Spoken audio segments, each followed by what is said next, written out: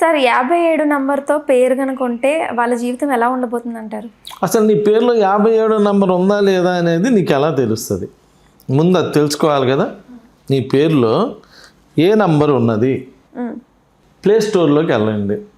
ఎంతకన్నా వివరంగా ఏ మనిషి చెప్పడు. ప్లే స్టోర్లోకి వెళ్ళి న్యూమరాలజీ లైట్ అని కొట్టండి.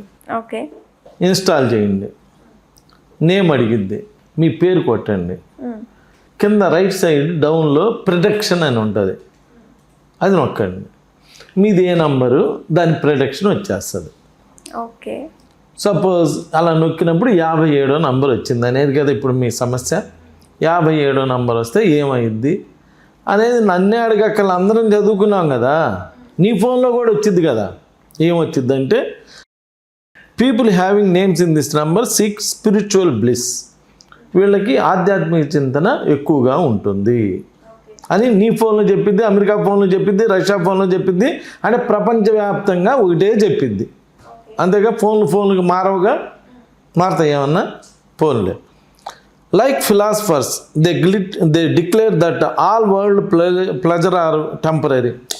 ఇదంతా కూడా టెంపరీ అమ్మా అది అంటుంటారు కదా, ఇదేది శాశ్వతం కాదు. అలా ఫిలాసఫీ మీద ఎక్కువగా కాన్సన్ట్రేట్ చేస్తారు.